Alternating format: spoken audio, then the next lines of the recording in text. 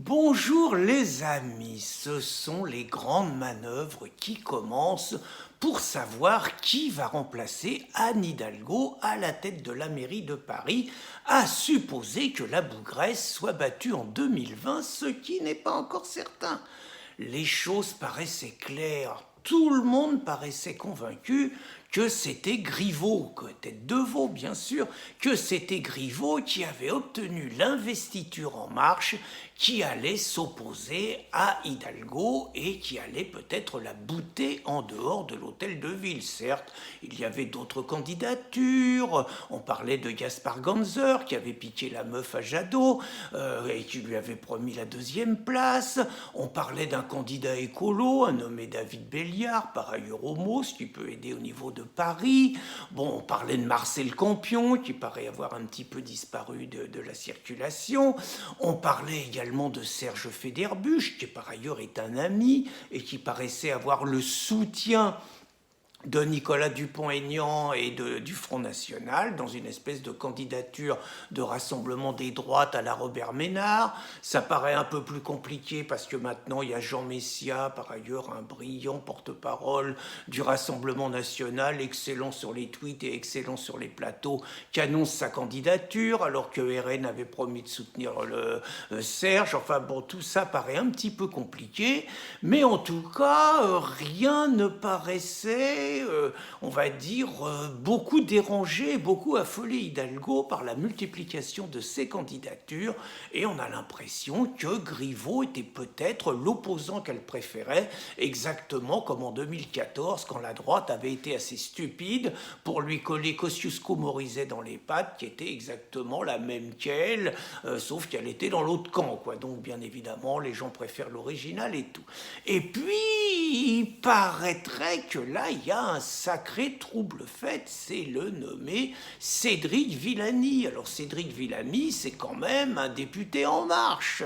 C'est un mathématicien, il paraît que c'est une tête, un mathématicien mondialement reconnu, j'avoue, j'en avais jamais entendu parler, et le mec paraît atypique, et surtout, il y a un vrai problème, c'est qu'il ne rentre pas dans le rang, et que non seulement il ne rentre pas dans le rang, mais il paraîtrait que dans quelques jours, il franchirait le Rubicon et annoncerait sa candidature dissidente d'En Marche.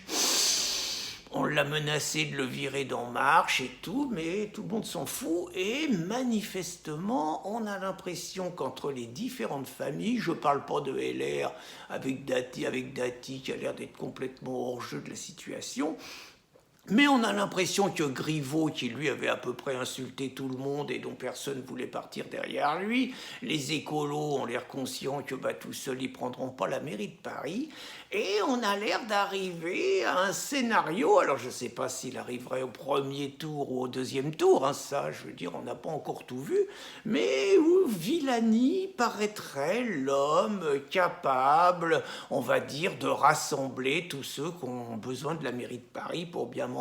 Allez, on va dire les Verts, on va dire les En Marche qui ne peuvent pas saquer Griveaux, on va dire tous ceux qui ne peuvent pas saquer Hidalgo et qui n'ont qu'une envie, c'est de s'en débarrasser, qui sont nombreux, sauf les associations qui passent à la caisse.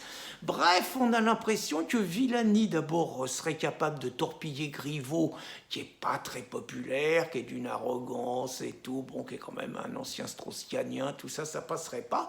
Et donc, on pourrait avoir finalement le scénario de Villani qui soit l'homme de la situation pour bouter Hidalgo hors de la mairie. C'est un scénario, mais un scénario qui prend un petit peu sa place, avec évidemment un Ganzer qui rejoindrait ça. Bon, alors il reste que les places d'adjoints se disputeraient. Il reste que ça serait intéressant de voir Yann Brossa, si Yann Brossa trahirait Anne Hidalgo et rejoindrait Villani, ce dont il est totalement capable s'il garde ses prérogatives au logement. Mais en tout cas, j'ai envie de dire, on va se mettre dans les tribunes et on va regarder le spectacle. Juste un truc quand même qui m'inquiète, c'est que Villani, il a quand même plusieurs handicaps pour être maire de Paris. Il est blanc, il est hétérosexuel et il est homme. Il me semble que ça fait 3 handicaps importants pour vouloir prendre la mairie de Paris, mais qui sait. Bonne journée les amis.